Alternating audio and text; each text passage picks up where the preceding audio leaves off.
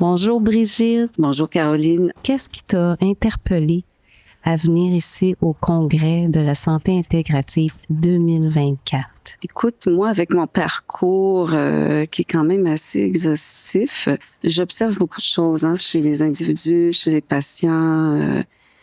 Et j'ai toujours été sensibilisée à développer des nouvelles avenues et aussi à mettre sur pied le travail en multidisciplinarité. Je trouve que c'est fondamental pour pouvoir être bien outillé, pour bien conseiller un patient ou l'individu, parce je crois beaucoup à la prévention, naturellement.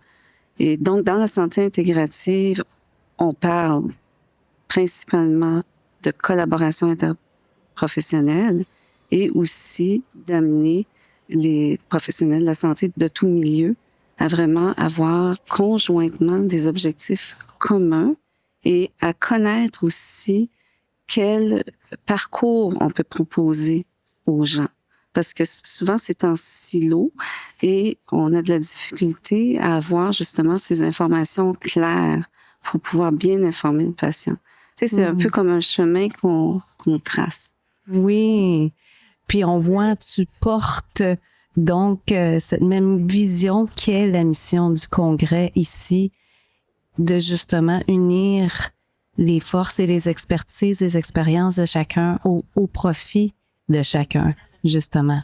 Et d'ailleurs, tu as créé une plateforme qui s'appelle, attends une petite minute, Apogée, Cap Apogée, c'est ça? Est-ce que tu pourrais nous en parler? Oui, bien sûr. Alors, comme tu disais tantôt, je suis pharmacienne, je suis propriétaire, et puis au sein de ma pharmacie, j'ai toujours intégré d'autres professionnels de la santé pour amener les gens à avoir un espace à pouvoir dialoguer d'autres éléments qui les faisaient vibrer dans leur vie et de pouvoir ouvrir leur cœur. Parce que des fois, quand on se centre trop sur la maladie, sur la médication, on perd un peu le sens de peut-être qu'est-ce qui pourrait amener la personne à avoir une conscientisation, puis aussi à développer peut-être des outils supplémentaires dans sa vie qui amèneraient à une meilleure guérison ou une meilleure aussi vie avec le malaise ou la maladie que l'individu porte en lui. Donc, avec ma nouvelle plateforme, c'est vraiment, là, je me suis dit, bon, là, je fais le saut et je donne la possibilité à des leaders en transformation ou des professionnels de la santé à venir s'exprimer de qu'est-ce qui pourrait être fait de supplémentaire dans nos soins de santé actuellement pour justement en faire bénéficier les patients. On sait qu'il y a des données probantes maintenant au niveau scientifique, par exemple, qui démontrent que la cohérence cardiaque, la méditation, l'exercice physique naturellement et une bonne alimentation sont toujours à la base là, de ce que l'individu peut faire pour amener à développer une saine gestion de sa santé. Mais cette plateforme-là, donc, Cap Apogée ID, va vraiment donner un élan aux professionnels à dire maintenant, je peux dialoguer de certaines choses que peut-être auparavant, j'étais moins portée à le faire. Il y a comme un momentum. On sent qu'il y a quelque chose qui se passe parce que on voit les patients quand on leur questionne. Oui, ils consultent naturellement les professionnels de la santé, le médecin, le pharmacien, l'infirmière, mais ils consultent aussi d'autres professionnels de la santé. Donc, je pense que c'est important de ouvrir son horizon et de dire maintenant, soyons conscients que c'est quelque chose de concret et qu'on doit le porter avec fierté puis avec vérité aussi. Oui.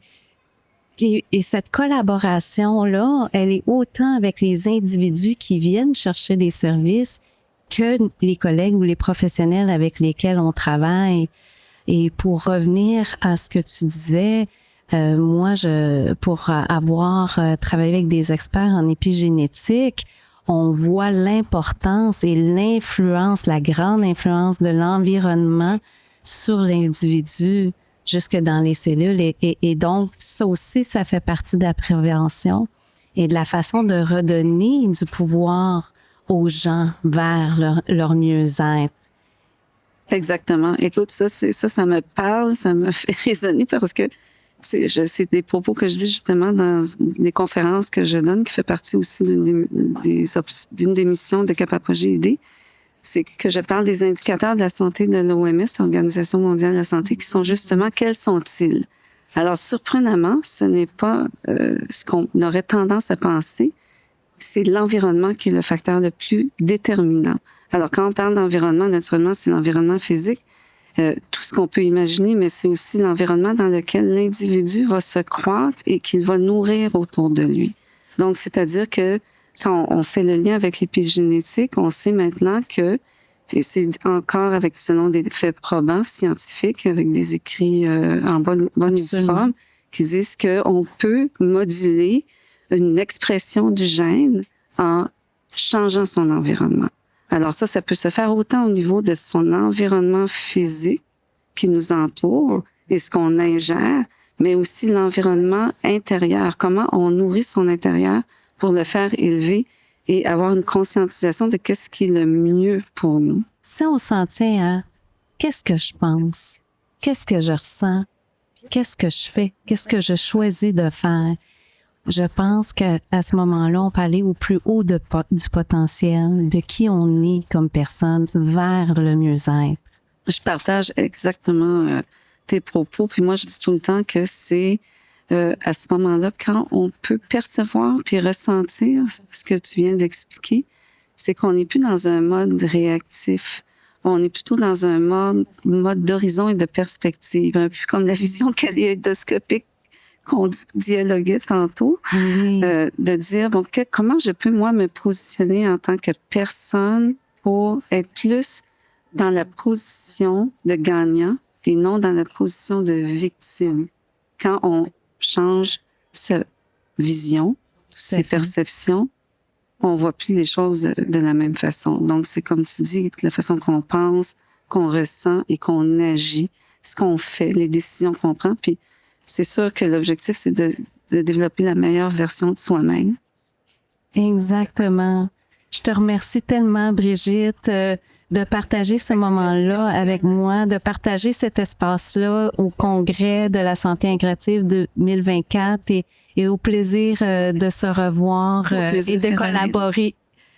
Merci, Brigitte. Merci.